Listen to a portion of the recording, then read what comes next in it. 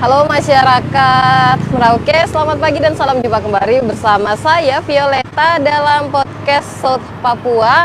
Dan hari ini spesial untuk di 8 Maret 2024 peringatan International Women's Day. Untuk saat ini secara khusus kami sudah bersama dengan narasumber-narasumber yang sangat luar biasa yang akan kita membahas terkait dengan Hari Perempuan Internasional. Nah, ini dirayakan setiap di tanggal 8 Maret ya. Kita pagi hari ini dengan topik Perempuan Internasional 2024 ya, memperingatinya dengan topik Perempuan Papua Setara dan Berdaya. Nah, seperti apa sih setara dan berdaya? Dan juga seperti apa kehidupan perempuan di saat ini secara khusus perempuan di tanah Papua? Dan lebih khusus lagi tentu saja para perempuan di wilayah Papua Selatan. Saya akan perkenalkan terlebih dahulu para narasumber kita yang sudah hadir saat ini ya. Ini dua orang perempuan ya. Jadi agak aneh ya kalau kita bawanya banyak laki-laki ya. Nah, ini dua orang narasumber, dua orang wanita yang sangat luar biasa. Yang pertama ada Kak Beatrix Gebse. Kak Beatrix Gebse ini dari Perkumpulan Petrus Vertenten MFC Papua. Ya. Selamat pagi Kak. Ya, selamat pagi ya untuk kita semua para pendengar di mana saja, para penonton. Selamat pagi dan salam sehat untuk kita. Salam sehat. Nah, ini selanjutnya ada Kak Arnita Ernauli Marbun dari Rifka Anissa. Iya. Ini sebuah organisasi ya. Iya, Ini betul. menarik, saya baru pernah dengar tapi ketika searching cukup menarik. Nanti bisa dijelaskan juga. Selamat pagi Kak. Selamat datang di Merauke ya. Iya, selamat pagi Kak Vio dan semuanya. Salam kenal dari saya. Ini kebetulan Rifka Anissa dari Jogja nih, para pemirsa ya. Dan kebetulan juga bermitra bersama-sama dengan Vertenten gitu. Nanti selebihnya pas nanti aja kali ya Kak Vio ya. Nanti pas ditanya Ya, lah. siap. Ntar soalnya kalau belum ditanya sudah dijawab, saya nggak ada kerjanya ya. Diambil alih. Iya, udah diambil alih semua. Oke. Nah, ini menarik sekali. Saya mungkin ke Kak Arnita terlebih dahulu ya, karena kita mau bicara terkait dengan International Women's Day Ya. di 8 Maret ini. Dan tadi saya sempat bertanya nih, ini Rifka Anissa itu apa, kok malah kayak nama wanita lainnya gitu. Mungkin yang pertama boleh dijelaskan Kak, organisasi Rifka Anissa ini sebenarnya apa sih, bergerak di bidang apa dan artinya apa? Oke, terima kasih Kak Vio. Oke, Rifka Anissa itu sebenarnya diambil dari bahasa Arab yang artinya teman atau sahabat perempuan. Rifka itu sahabat, Anissa itu perempuan. Nah, Rifka Anissa ini bergerak sebagai sebuah LSM sama dengan Vertenten gitu ya, NGO yang fokusnya adalah untuk penanganan pendampingan kasus bagi perempuan dan anak korban kekerasan berbasis gender. Nah, Rifka Anissa ini berdiri di tahun 93. Jadi usianya ya sudah 30 tahunan ya, karena di bulan Agustus tahun ini 31. Dia bergerak dalam proses advokasi kebijakan berkaitan dengan perempuan dan anak korban kekerasan, kemudian penanganan kasus secara langsung, memberikan pendampingan baik secara psikologi maupun secara hukum. Dan memang wilayah kerja kami di wilayah daerah istimewa Yogyakarta. Tapi dalam kesempatan yang baik ini, dalam program berdaya gitu ya, bersama-sama dengan Vertenten dan juga teman-teman LSM di Jayapura, kami bergerak untuk melindungi dan melakukan segala upaya untuk mencegah kekerasan terhadap perempuan di Papua gitu. Jadi kami adalah mitra gitu, tetapi Rifka Anissa sendiri memang bergerak untuk perlindungan perempuan dan anak berbasis gender. Gitu Kak Vio. Baik, luar biasa ya. Jadi memang berfokus terhadap kekerasan terhadap perempuan. Iya, betul sekali. Dan sudah cukup lama ya. Ini jauh-jauh dari Jogja. Berarti ada program-program menarik yang sepertinya disiapkan bekerja sama dengan Petrus Vertenten saya dari LSM di Kabupaten Merauke. Ini luar biasa. Nah, mungkin ini kita berbicara tentang International Women's Day setiap 8 Maret. Tapi setiap penetapan tanggal tuh ada ceritanya. Mungkin Kak Anita boleh berbagi sih sebenarnya untuk menjadi edukasi ya untuk semua yang saat ini menyaksikan juga, sebenarnya apa sih yang kemudian melatar belakangi adanya atau ditetapkannya International Women's Day ini? Iya, sebenarnya itu bergerak pada tidak lepas dari proses bagaimana perjuangan perempuan ya. Perjuangan perempuan yang dalam upaya pemenuhan hak-hak perempuan dari berbagai sudut banyak hal sih sebenarnya, seperti ekonomi, kemudian dari sisi agraria, kemudian dari sisi pendidikan, budaya, banyak sekali gitu.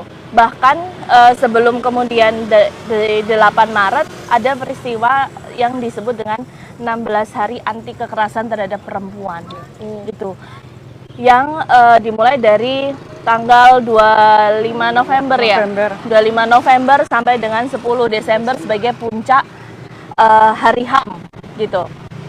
Nah, kenapa kemudian 8 Maret? Karena peristiwa ini setiap bulannya itu kita memperingati banyak hal yang berkaitan dengan perempuan. Lalu karena ada deklarasi PBB yang juga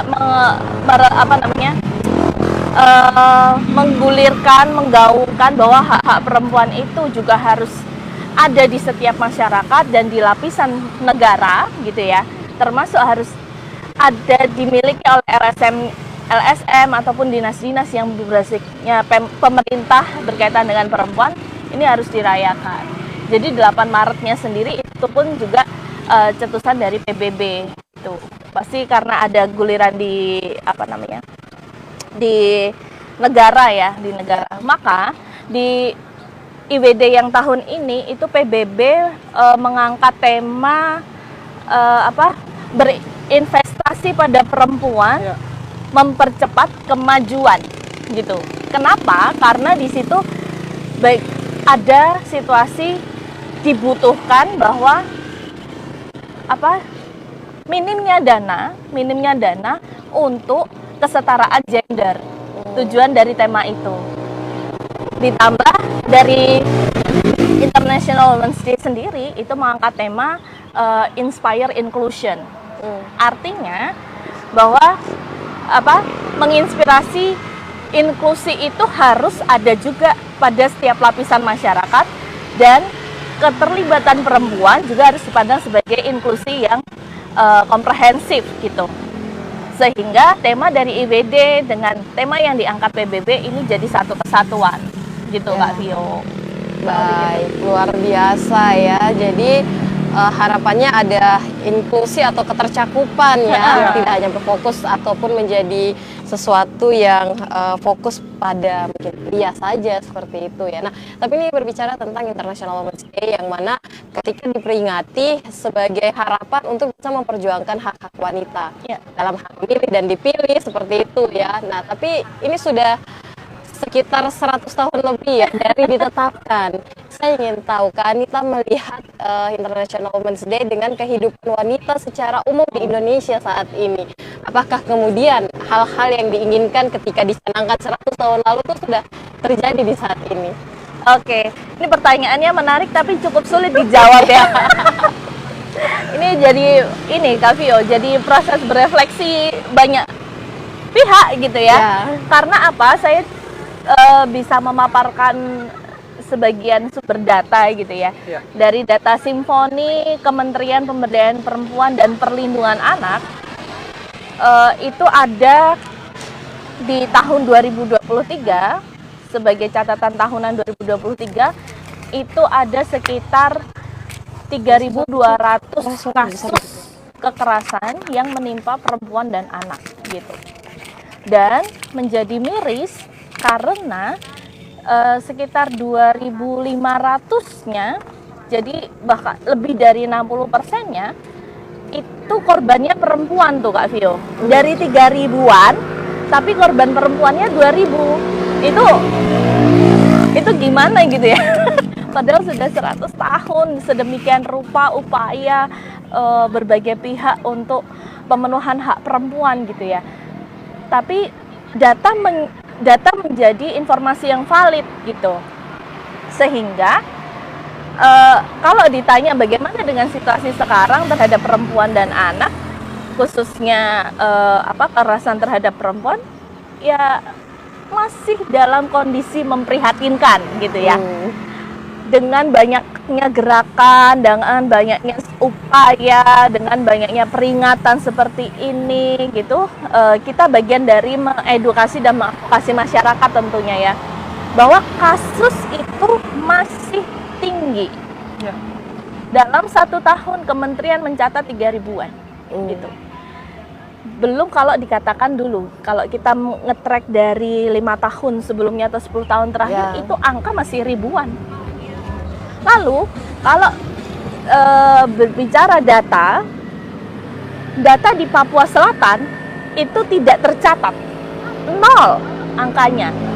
Tapi menjadi pertanyaan besar, apakah benar-benar tidak ada kekerasan, atau ada kekerasan tetapi tidak terdata, atau ada kekerasan tetapi tidak terlaporkan sehingga tidak menjadi bagian dari data yang harus diinfokan secara nasional gitu. Maka sangat penting untuk melihat data, baru kemudian kita melihat upaya-upaya apa yang bisa kita lakukan. Jadi jangan pernah berhenti untuk berupaya. Gitu Kak Vio kurang lebih.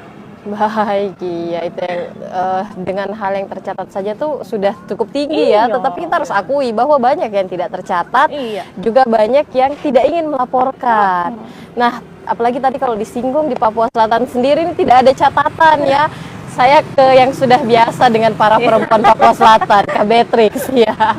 Nih Kak Beatrix sudah tahu ya, sudah cukup lama berada di LSM ini, sudah cukup lama fokus pada perempuan, bahkan bukan hanya di Merauke ya, di kabupaten lainnya juga di Papua Selatan ini. Nah, kalau Kak Beatrix kemudian dengan pertanyaan yang sama ya, memandang sudah 100 tahun ada peringatan Hari Perempuan Internasional.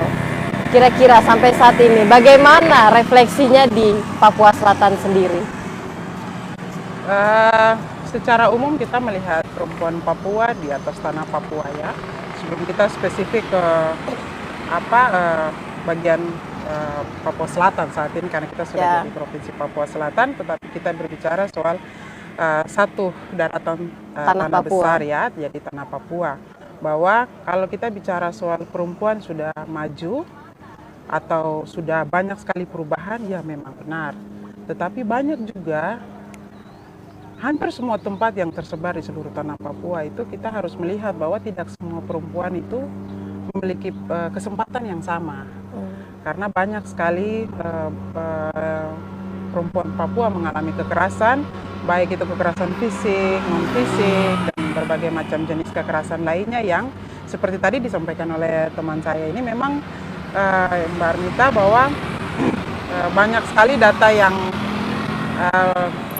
secara tidak tertulis ya, atau yang tidak terlaporkan itu banyak sekali kejadian-kejadian yang dialami oleh hampir seluruh lapisan perempuan. Jadi bukan hanya kita bicara tentang Papua saja, tapi perempuan non-Papua pun juga mengalami hal yang sama. Jadi kalau kita bicara soal apalagi dengan tema saat ini ya, bagaimana ada kesempatan kepada perempuan, lalu dengan konteks lokal kita mengangkat tema itu perempuan Papua yang setara dan berdaya itu, banyak hal yang harus kita lakukan untuk bagaimana memperjuangkan perempuan, termasuk mendapatkan hak-hak bukan hak-hak atas perempuan, tapi hak-hak perempuan. Jadi memang yang paling penting adalah memberikan pendidikan bagi kita sesama perempuan. Gitu. Namun pendidikan seperti apa, kita akan banyak sekali bicara soal pendidikan dengan berbagai macam kegiatan yang memang benar-benar peduli terhadap hak perempuan. Iya, baik, luar biasa. Jadi mungkin kita ingin tahu juga nih, sehingga menjadi informasi bukan hanya untuk saya ya, tetapi ketika ini disiarkan lebih luas lagi menjadi informasi bagi banyak orang. Yang terjadi di tanah Papua secara umum dan secara khusus di Papua Selatan, kasus-kasus terhadap perempuan, bentuknya apa saja, Kak? Sebenarnya kalau kasus ya, kalau kita bicara untuk spesifik ke perempuan Papua, itu berbagai jenis kekerasan berlapis itu yang dialami oleh perempuan. ada banyak sekali perlakuan yang berbeda yang dialami oleh perempuan Papua. Lalu tidak banyak kesempatan yang diberikan kepada perempuan. Lalu juga kekerasan terhadap kekerasan fisik juga banyak terjadi untuk perempuan, kekerasan psikis ya, sehingga banyak sekali mental terganggu. Lalu juga di ruang-ruang publik itu tidak semua perempuan Papua mendapatkan akses yang sama. Kalaupun ada di posisi-posisi di ruang-ruang publik itu hanya posisi-posisi tertentu yang mungkin dianggap tidak pakai seperti itu. Itu pun juga karena mungkin keterbatasan informasi, pendidikan, pengetahuan, juga keterampilannya mereka, sehingga ada perlakuan-perlakuan yang berbeda yang didapatkan. Jadi memang kalau kita bicara perempuan banyak, khusus untuk perempuan Papua itu mendapatkan banyak diskriminasi, bagi saya itu fakta, jelas ya? Itu fakta. Bahkan kadang mungkin bukan mungkin lagi, tapi memang kalau dari kita biasa pengamatan kami lihat tidak semua perempuan Papua mendapatkan akses yang sama. Gitu. Diberikan kesempatan untuk bisa tampil, bisa ada di posisi-posisi tertentu, itu bukan hal yang mudah yang harus perempuan Papua perjuangkan seperti itu. Jadi memang kalau bicara soal berbagai macam kekerasan yang dialami, semua kekerasan perempuan Papua mengalami seperti itu. Kalau saya bicara spesifik khusus untuk perempuan Papua. Baik, jadi memang sampai saat ini masih terjadi ya, tetapi seperti yang katakan tidak tercatat. Ya, ini kita harus tahu apa masalahnya tidak tercatat ini ya.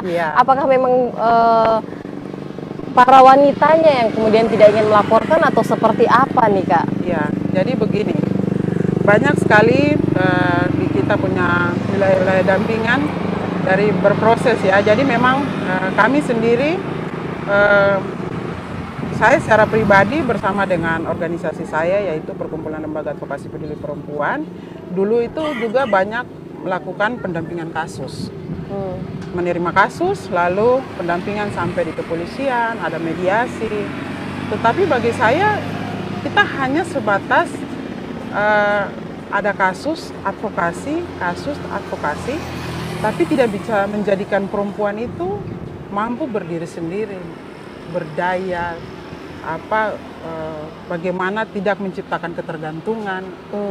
Kami coba melihat kasus-kasus itu kembali dan ternyata ketika melihat banyak sekali kasus kekerasan yang terjadi terhadap perempuan Papua, ternyata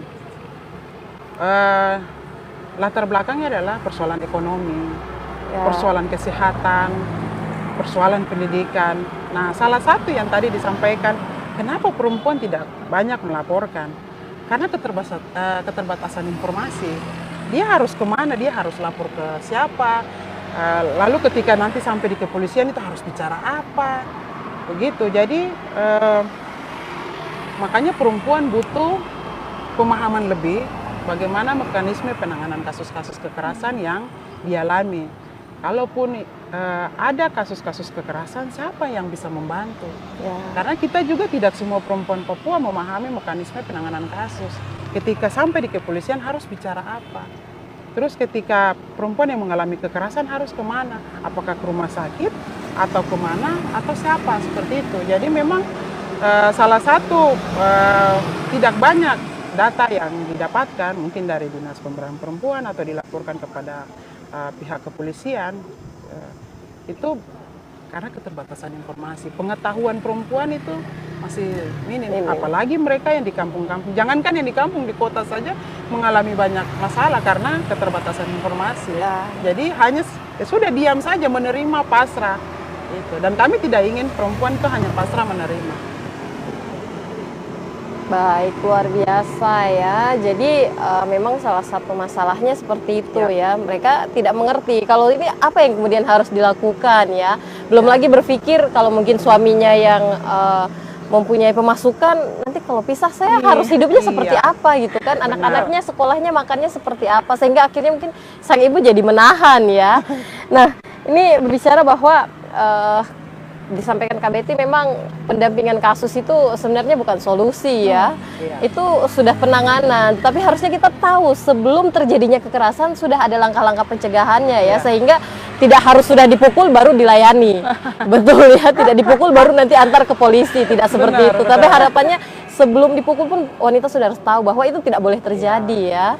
Nah, apa kemudian program yang direncanakan ini, apalagi kalau jauh-jauh dari Jogja ya, ini saya yakin sudah ada program yang disiapkan nih. Boleh mungkin di Kak Anita lebih dulu ya, karena tadi katanya program berdaya ya di awal tadi sempat disebutkan. Boleh dijelaskan dulu program apa yang kemudian sudah disiapkan untuk para perempuan di Papua ini? Oke, terima kasih Kak Vio.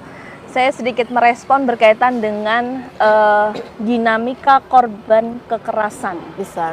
Dinamika perempuan korban kekerasan, kenapa para perempuan yang menjadi korban itu tidak bisa lepas dari belenggu kekerasan, apalagi ini ranahnya domestik.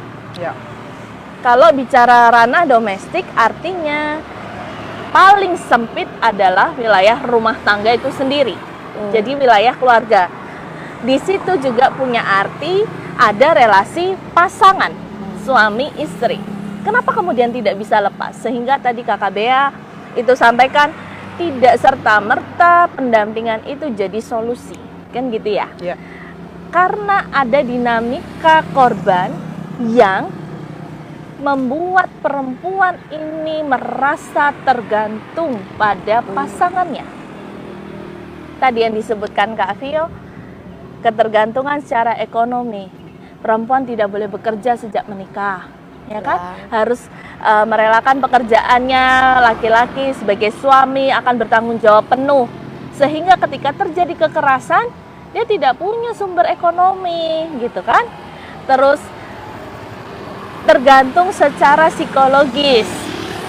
Peran laki-laki yang dianggap kuat, kemudian mampu bertanggung jawab sepenuhnya, kalau ada apa-apa harus dilawan oleh laki-laki, itu dapat mengartikan bahwa perempuan itu tidak berdaya untuk melawan ketika dia misalnya di tengah jalan dia lagi digodain atau dirampok gitu ya, semua harus serba dibantu laki-laki gitu. Jadi ada dinamika memang yang akhirnya membuat perempuan itu tergantung. Nah, sehingga dia akan sulit lepas. Peran kita adalah ketika dia sudah menyadari butuh bantuan, oke, saya jalan, Kakak Bea jalan untuk proses pendampingan. Tapi sebelum itu, apa yang perlu kita semua tahu, saya merasa bahwa tidak hanya perempuan yang perlu tahu ya, tetapi semua pihak gitu ya, laki-laki, perempuan harus tahu bahwa setiap orang itu punya peran dan wajib melindungi satu sama lain gitu, berdasarkan hak asasi manusia gitu. Lalu keterlibatan laki-laki justru harus punya peran dalam mencegah kekerasan terhadap perempuan. Sehingga apa yang bisa kita lakukan agar meminimalisir terjadinya kekerasan pada perempuan adalah mengadvokasi, bergerak terus-menerus untuk kesamaan, kesetaraan gender. Kalau laki-laki boleh sekolah tinggi sampai ke luar negeri, perempuan juga boleh.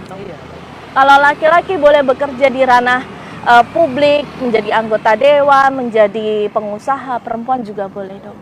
Hal-hal sederhana itu yang harus ditanamkan sejak di ranah domestik. Keluarga adalah sumber edukasi pertama bagi seorang manusia kan.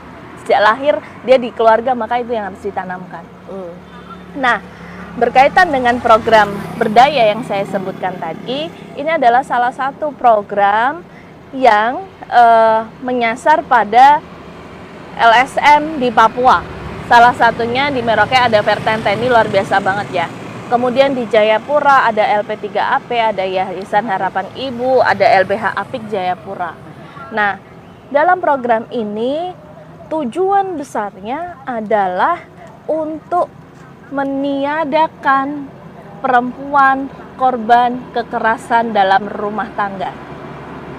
Apa yang kami lakukan, nanti Kakak Bea bisa semakin menambahkan ya. Teman-teman di Papua, baik di Vertenten maupun yang ada di Jayapura, menyasar pada komunitas-komunitas dampingan yang kita sebut dengan kampung-kampung dampingan gitu ya. Di situ bagian dari mengimplementasikan pencegahan dari lingkup terkecil.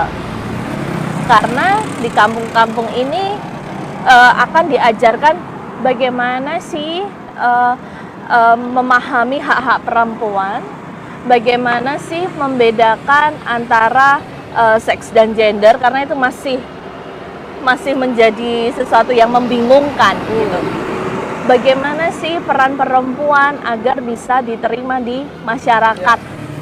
Bagaimana peran laki-laki untuk memberikan ruang bagi perempuan agar bisa mengakses kebutuhan sesuai dengan hak-haknya gitu. Saya infokan juga kalau di Rifka Anissa kami di Jogja itu juga berangkat dari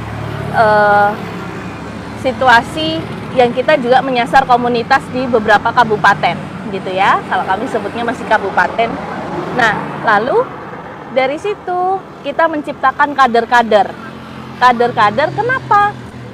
Kalau saya dan Kak Bea ini basicnya adalah pendampingan kasus, ketika kasusnya itu ada di desa, di kampung, di kabupaten, yang harus segera, tidak mungkin kami langsung, yuk tolak, Kak Bea langsung terbang ke sana, saya harus terbang, tidak mungkin. Sehingga untuk mendekatkan akses bagi korban kekerasan, maka harus ada kader-kader terdekat. Maka di kampung-kampung ini arahnya adalah menciptakan kader yang yang bisa merespon awal kasus. Misalnya Kakak Vio asalnya dari mana nih? Nah, misalnya di kampung A gitu ya. Ya, terus itu di pelosok nih, gitu kan? Bagaimana kalau di situ tidak ada kader? Langsung telepon Kak Bea. Apakah detik itu, menit itu bisa langsung jalan? Tidak kan? Bagaimana kalau di sana sudah ada kader yang bisa merespon kasus? Kan artinya Kakak Vio misal nih sebagai korban lebih cepat penanganannya, begitu. Nah, upaya ini untuk mendukung penanganan berikutnya dari upaya-upaya pencegahan yang sudah dilakukan. Gitu Kak Vio. Jadi gambarannya. Programnya memang untuk menyiapkan setidaknya ada satu wanita yang sudah siap sedia di kampung tersebut ya. Ya minimal itu. Minimal ya, untuk menjadi pintu awal nih. Betul. Seperti itu. P3K Kak. P3K. Benar, karena apalagi kalau mungkin kita melihat dan mengingat wilayah dari Merauke sendiri yang seperti sampaikan ini sulit ya. Ada yang memang sama sekali tidak bisa dilalui dengan darat, harus dengan laut. Ada yang kemudian dari laut pun harus dilanjutkan dengan darat, cukup sulit seperti itu. Belum lagi yang tidak ada jaringannya ya. Jadi ini adalah menjadi langkah-langkah awal pencegahan seperti itu ya. Nah, kalau dari kemudian program-program nyata yang sudah dijalankan oleh Petrus Vertenten dari sebelum mungkin ketika masih awal pendampingan ya. Setelah itu saat ini apa dan ke depan itu apa yang direncanakan? Iya. Jadi memang perkumpulan Petrus Vertenten MSC Papua yang sementara berkantor di Jalan Cikombong itu memang fokus kami juga kepada isu kemanusiaan ya, khususnya terutama juga untuk bicara hak-hak perempuan. Nah, seperti tadi yang disampaikan bahwa kami punya program yang namanya program berdaya, di mana program berdaya ini memang kita akan lebih banyak lakukan pendidikan kepada kelompok dampingan, terutama di kampung. Nah, kami punya dalam program berdaya ini khusus untuk di Merauke ya, khusus untuk di Merauke ini ada yang namanya sekolah perempuan. Nah, sekolah perempuan ini dia lebih pada pendidikan non formal seperti itu. Jadi pendidikan non formal ini kami punya kampung dampingan itu ada di 5 kampung, 3 distrik ya. Jadi 3 distrik itu distrik Semangga, lalu distrik Eligobel dan juga distrik Sota. Kampungnya itu Kampung Matara. Lalu 3 kampung di distrik Eligobel yaitu Kampung Tanas, Bupul dan juga Kampung Kuel, itu di wilayah perbatasan. Lalu juga kalau di distrik Sota itu di Kampung Yang Gandur.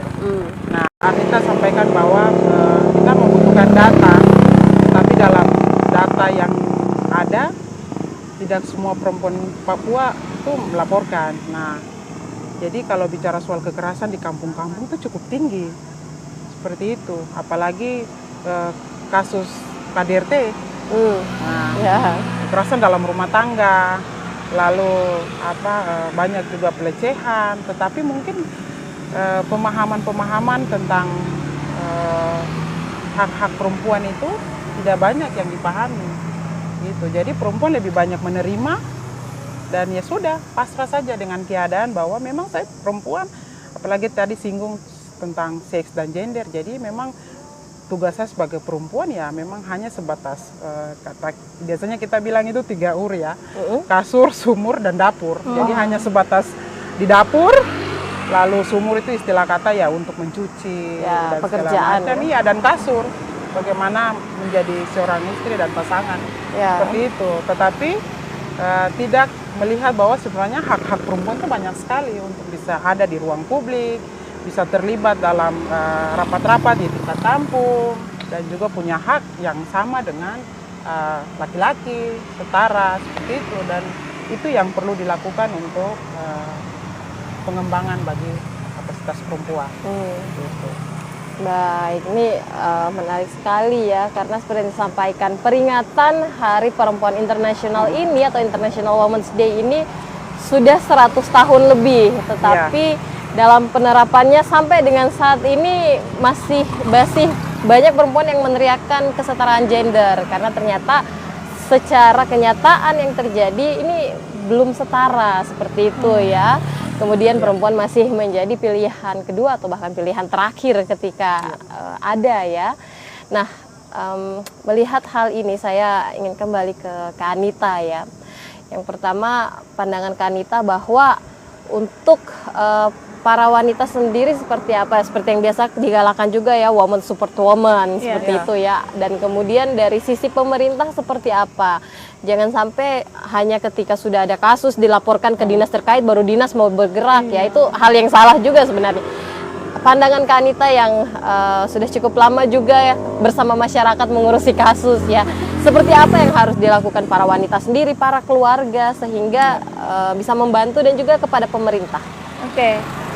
Makasih Kak Vio. Saya berangkat dari situasi yang menjadi pengalaman saya dulu ya.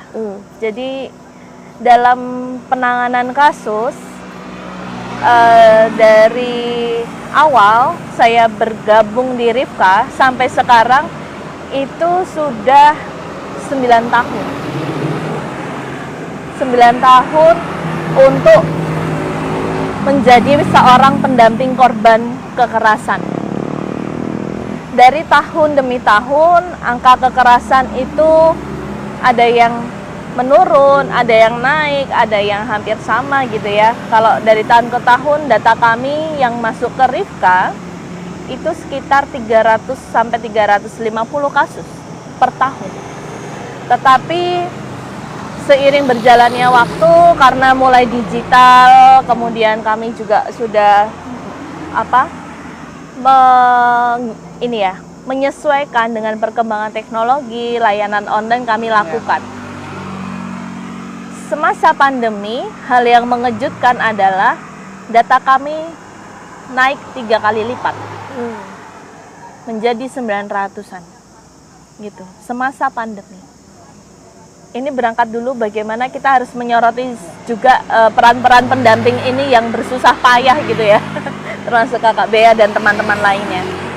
Bagaimana ketika dalam situasi pandemi aja kita sambil berefleksi gitu ya, saya juga mengajak semuanya gitu, masyarakat yang saya bersyukur gitu karena ruangan ini sangat baik gitu ya.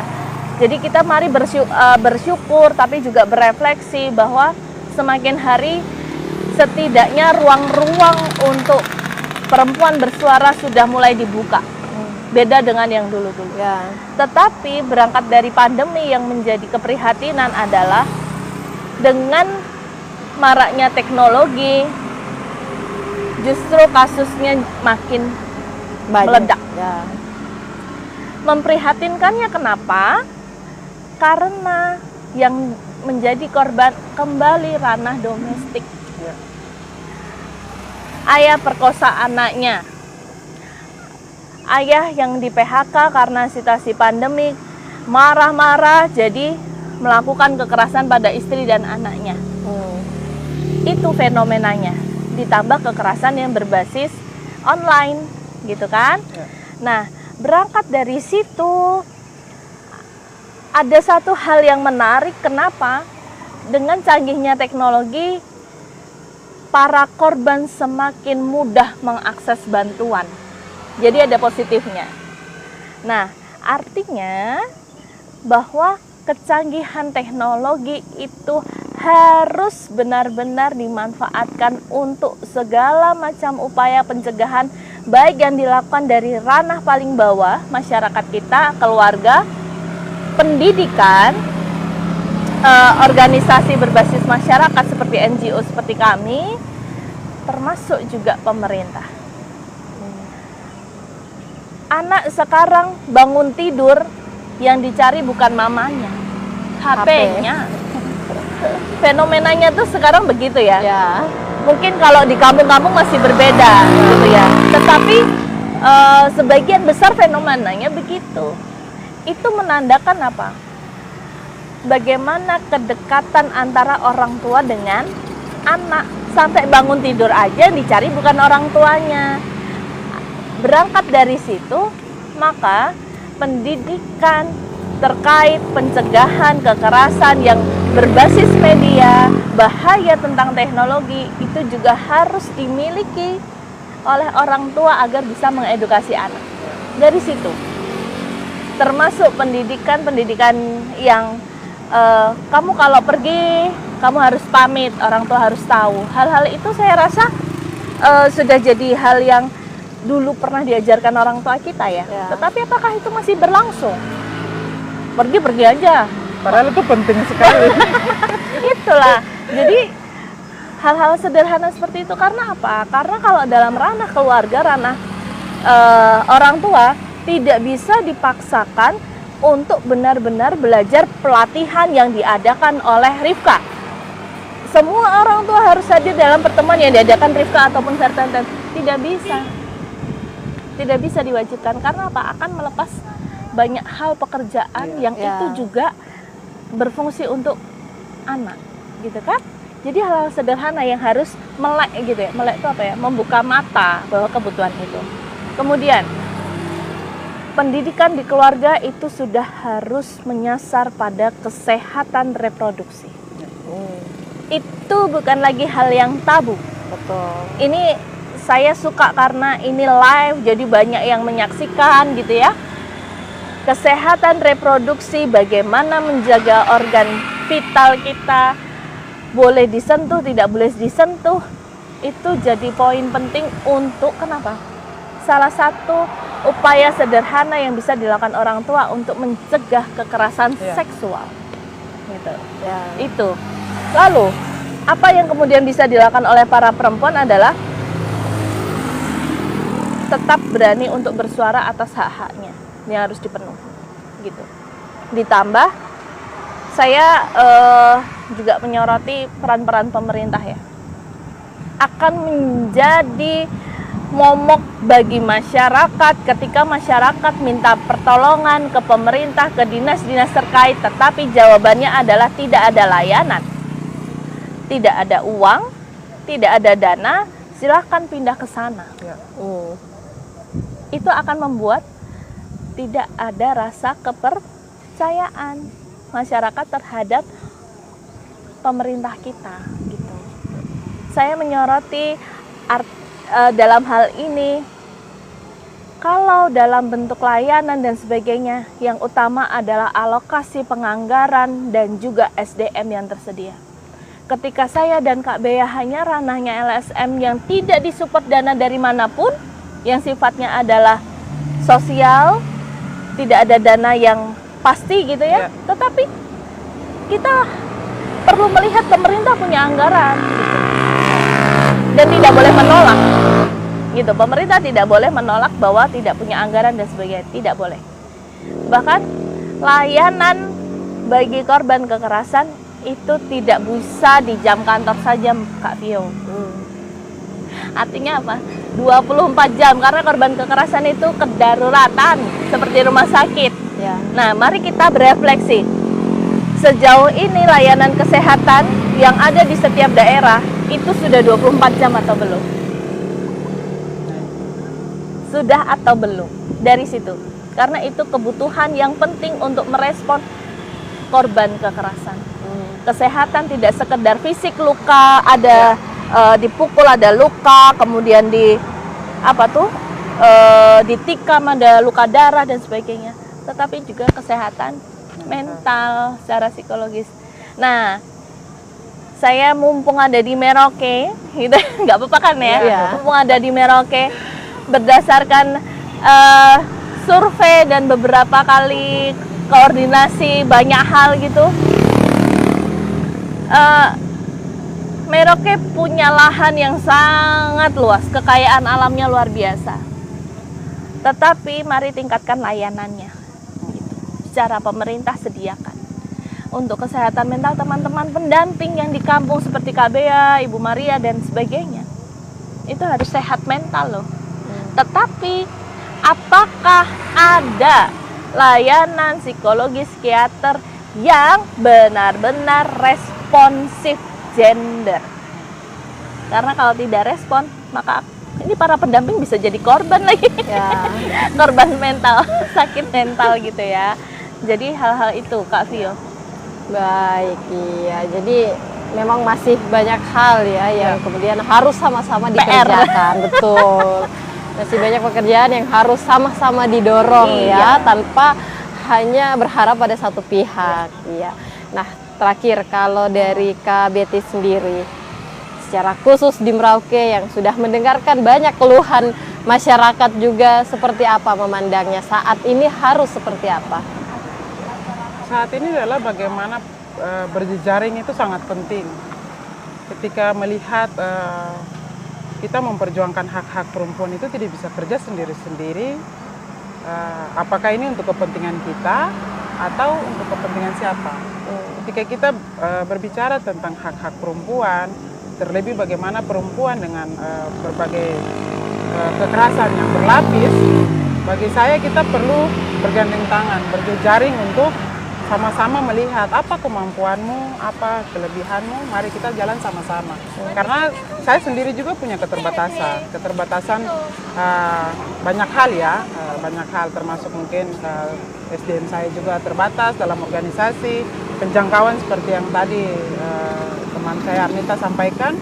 Jadi ketika ada persoalan-persoalan yang dihadapi, tidak semua harus dilemparkan kepada kami, tetapi bagaimana kita menyiapkan informasi apa yang harus teman-teman lakukan itu juga penting. Jadi memang salah satu kita ada di sini juga sebenarnya penting berjejaring, sesama perempuan itu berjejaring, tapi juga kita bisa membuka ruang yang lain. Dan memang kebetulan kami di dalam sekolah perempuan sendiri itu kami juga bukan jalan sendiri, NGO jalan sendiri, tapi kami melibatkan pihak kepolisian, dalam hal ini unit PPA, kami libatkan dalam sekolah perempuan kami, lalu juga dari Dinas Pemberdayaan Perempuan untuk menyampaikan bagaimana ketika ada kasus di kampung, ada hal-hal yang perlu ditangani oleh dinas, bagaimana kami berkomunikasi, bagaimana kita bisa mendapatkan akses pengetahuan itu. Jadi dalam sekolah perempuan itu teman-teman dari instansi terkait itu memberikan pemahaman, edukasi, dan juga memberikan macam meninggalkan nomor HP untuk mereka bisa langsung komunikasi dengan instansi terkait, begitu. Jadi termasuk melibatkan teman kami juga yang memang dari Merauke untuk konselor. Jadi teman-teman perempuan di kampung itu belajar tentang menjadi seorang konselor itu seperti apa sih, untuk bagaimana bisa bercerita dengan teman-temannya. Jadi memang bagi kami penting khususnya untuk melihat banyak sekali kasus-kasus kekerasan terhadap perempuan, khususnya perempuan Papua, itu berjejaring itu penting. Mungkin itu sementara tadi. Ya, ini apalagi mungkin dinas-dinas terkait ya dalam hal mungkin mengurusi ini tentang pelayanan. Iya. sehingga ketika memang bukan dari hati, saya rasa apapun itu sulit jalan ya. Karena biasanya kan kalau ketika melayani ada yang datang, ya ampun saya di rumah saja ada pusing, ini lagi datang bikin pusing. Seringkali kan begitu, sehingga terjadi sikap yang kadang acuh tak acuh seperti itu ya. Nah ini memang masih menjadi PR, tetapi yang mungkin menjadi dasar atau fundamental paling penting adalah rasa kepedulian kepada sesama siapapun itu yang kesulitan ya, entah dia mungkin kita tahu dia KDRT seperti itu, dalam hal mungkin memberikan ruang informasi dan edukasi ya. Masih banyak hal yang harus dilakukan, tetapi selain masih banyak hal, sama halnya dengan perbincangan kita masih banyak yang akan dibicarakan, tetapi nanti saya mengajak Anda pemirsa ya bisa menyaksikan di sore hari nanti kalau ini bersama para pengajarnya ya, para pendampingnya. Sore nanti saya ajak untuk kita berbicara langsung sama wanita-wanita atau perempuan-perempuan yang sudah mengikuti sekolah perempuan untuk kita dengarkan kira-kira efektif nggak sih programnya ya kan. Soalnya biasanya kalau penyelenggara tuh kayaknya bagus-bagus aja. Bener-bener aja jalannya oke. Ini kita bakalan dengar nih sama yang mengikuti. Iya, alumni sekolah perempuan. Betul, para alumni sekolah perempuan akan berbagi ceritanya. Untuk itu saya ajak sore hari nanti kembali menyaksikan Talkshow Papua dalam rangka Hari Perempuan Internasional. Kita akan bersama para pelakunya langsung ya, yang sudah mengikuti sekolah perempuan, dan juga untuk mendengarkan ceritanya langsung yang dialami, yang mungkin dilihat, yang dibantu seperti itu ya. Untuk itu terima kasih banyak Kak Beatrix dan Kak Anita yang sudah hadir ya. Nanti harapannya sih semoga apapun programnya dapat berjalan dengan lancar ya, dan semoga kita tidak harus menunggu 100 tahun lainnya untuk akhirnya apa yang disuarakan sejak 100 tahun lalu itu sudah berhasil tersampaikan. Ya, demikian ya untuk podcast pertama terkait dengan Hari Perempuan Internasional. Di sore hari nanti kami akan kembali lagi bersama mama-mama hebat dari kampung-kampung binaan yang sudah mengikuti sekolah perempuan. Jadi ingat seperti yang dikatakan Kak Anita di awal, perempuan bisa melakukannya semua sendiri ya. Kita hanya perlu belajar untuk ketika mungkin mau menjadi setara, bukan berarti kemudian meminta juga bahwa saya harus diutamakan, saya harus menjadi yang pertama, iya harus laki-laki aja yang kuat. Tapi kita sendiri bisa belajar menjadi kuat seperti ketika mendapatkan kejahatan, tidak harus bergantung ya, seperti itu ya. Tetapi pastinya wanita pun harus lebih aktif lagi ya untuk menjadi lebih hebat lagi. Terima kasih banyak sekali lagi Kak Betty dan juga Kak Anita ya. Kita akan bertemu lagi di sore nanti bersama dengan mama-mama hebat kita. Untuk itu pemirsa, saya ingatkan kembali sore nanti kembali ikuti podcast Talkshow Papua. Dan untuk saat ini kami cukup sampai di sini. Semoga ini menjadi awal pembuka informasi dan edukasi yang baik untuk Anda. Selamat pagi dan sampai jumpa. Sampai jumpa.